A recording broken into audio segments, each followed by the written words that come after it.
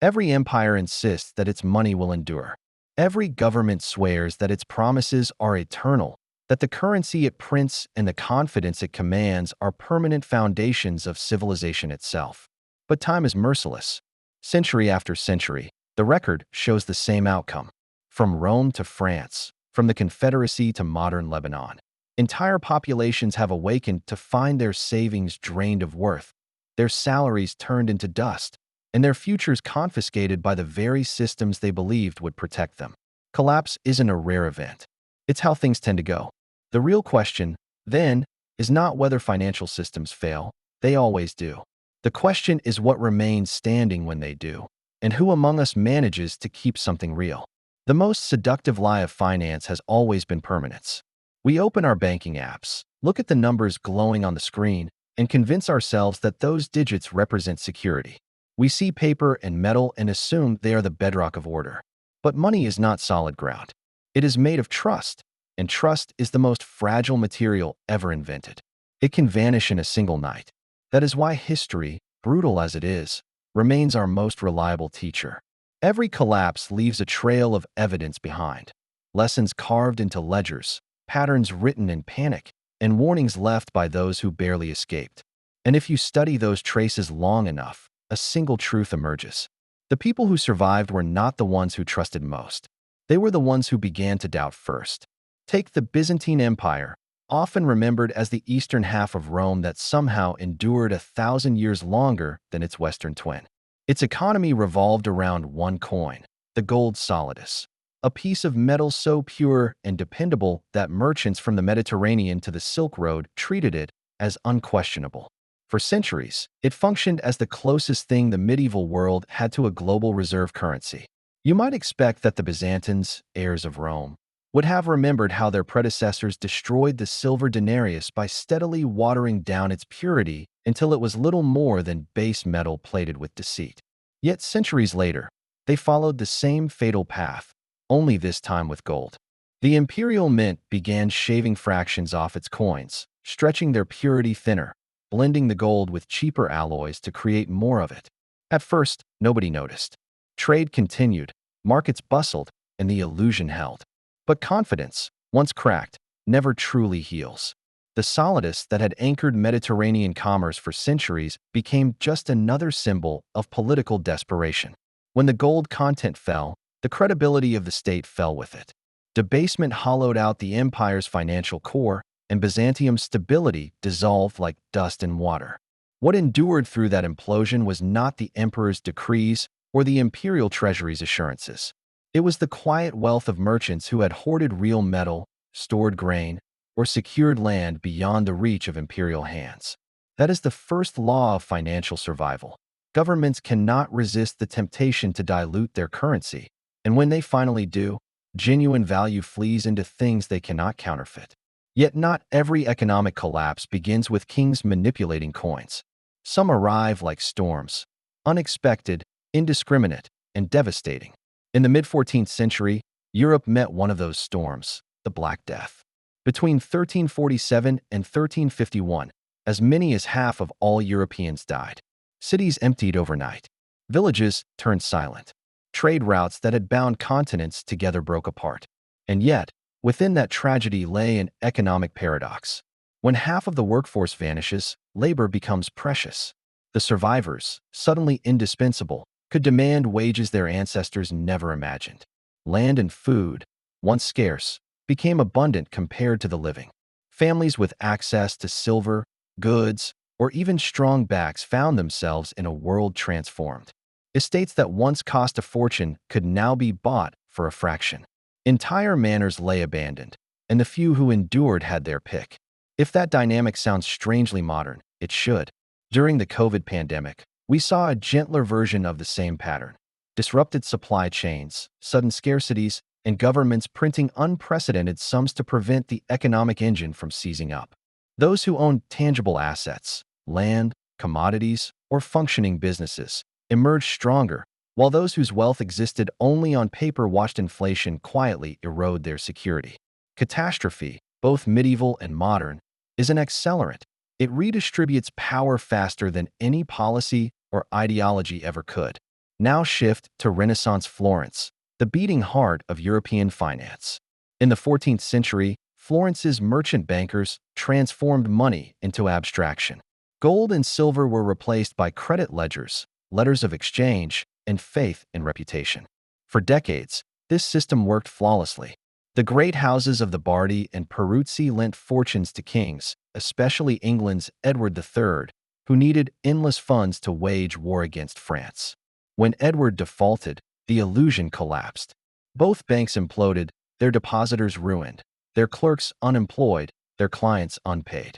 The city that had invented modern finance suddenly realized it had built its wealth on promises no one could keep. Confidence evaporated overnight. The streets of Florence fell quiet, trade froze, and families who had considered themselves untouchable found their legacies erased within months. The lesson could not have been clearer. Credit is the most powerful engine of prosperity mankind has ever devised, but it turns poisonous the instant the debtor cannot pay. Every financial system since has repeated this cycle: expansion, leverage, and collapse, always believing this time will be different. Cross the Atlantic now to 19th century America. When the Civil War erupted, both North and South discovered that victory required more money than either possessed. The Union turned to a desperate innovation: printing unbacked paper called greenbacks. At first it seemed a miracle.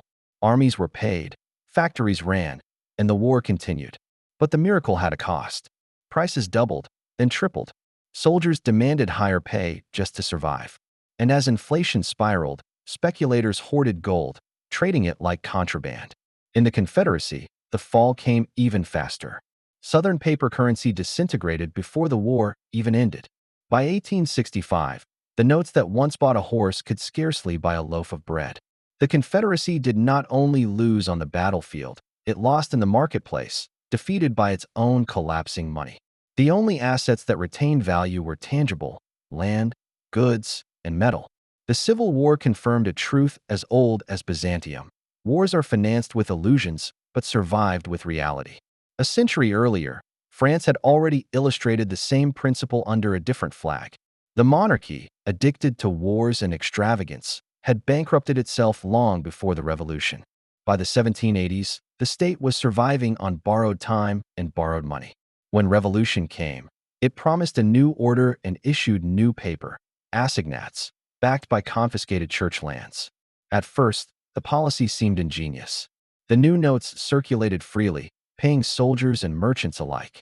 But the temptation to print more was irresistible. Within a few short years, the assignats lost all credibility. Prices soared, savings evaporated, and the revolution that had begun with liberty descended into chaos. Merchants refused paper. Peasants demanded payment in metal or grain. Inflation devoured the revolution from within. The guillotine's blade may have symbolized justice, but it was debt and debasement that built the scaffold. Leap ahead to the late 20th century and the glittering skylines of Asia. By the 1990s, nations like Thailand, Indonesia, and South Korea were hailed as economic miracles, Asian tigers that had turned poverty into prosperity. Their currencies appeared strong, their markets unstoppable. But much of their growth was borrowed, fueled by debt and foreign dollars. When global investors lost faith and began pulling money out, the illusion unraveled. Exchange rates collapsed, banks failed, and governments spent their reserves in vain defense of their currencies. Within months, decades of progress evaporated. Entire industries vanished, and millions fell back into poverty. The world had watched another empire of credit crumble under its own weight. Still, the cycle refused to end. In 2019, Lebanon stood as a small but proud financial hub of the Middle East. Its banks promised safety, high interest, and absolute stability. Behind those marble counters, however, corruption and unsustainable borrowing had hollowed out the system. When crisis struck, depositors were locked out. Withdrawals were limited to a few $100s a month. Savings were frozen, sometimes seized. The middle class, the supposed backbone of stability, found itself destitute almost overnight. Some stormed banks in desperation. Others fled the country entirely. Once again, a modern society discovered the ancient truth that money exists only as long as faith does. So what actually endures when that faith dies? Not government bonds. Not digits in a database. What lasts are things that hold intrinsic usefulness or scarcity: land that feeds, tools that produce, metals that store effort across generations, and skills that cannot be erased by decree. When the medium of exchange collapses, wealth retreats into the tangible world, the one governments cannot print. Every civilization in this chain, from Byzantium to Florence, from revolutionary France to modern Lebanon, believed it had outsmarted the past. Everyone thought it had engineered a system immune to collapse. Yet all discovered the same reality. Money, in every form, is a mirror of trust. When belief falters, the mirror shatters. The pattern is relentless. At the height of prosperity, nations expand their credit, inflate their promises, and assure citizens that the system has matured beyond danger. But illusions do not age gracefully. Whether inscribed on gold, printed on paper, or rendered in pixels, money eventually returns to its true foundation: confidence. And confidence is finite. Those who survive the great resets are the ones who prepare quietly. They diversify beyond paper illusions. They understand that wealth is not a number displayed on a screen, but the ability to sustain value without permission. They mistrust permanence because they know permanence is the final illusion before the fall. Money is not safety. It is potential energy, stored faith waiting to be spent. And when that faith evaporates, what remains are the same things that always mattered: the ability to produce, to adapt, and to endure. The Byzantines learned it in gold, the Florentines in credit, the Confederates in paper, the French in inflation, the Asians in debt, the Lebanese in banks. The story changes names, but never its ending. So when money fails, what truly survives? It is the skepticism of those who question early, the prudence of those who anchor their lives in tangible reality, and the creativity of those who keep producing even when the system stops functioning. They are the inheritors of every collapse, the quiet victors who rebuild while others mourn the end of illusions. Empires fade, currencies die, and promises decay, but the pattern of renewal endures. Trust expands, power exploits it, and reality eventually reclaims the balance. Every generation must rediscover this truth for itself. Any form of wealth that relies solely on faith will one day vanish with it.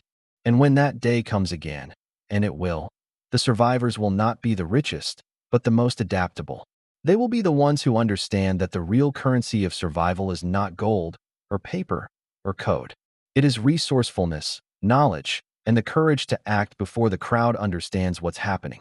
If this gave you a new perspective, hit subscribe. History has the answers. I'll show you where to look.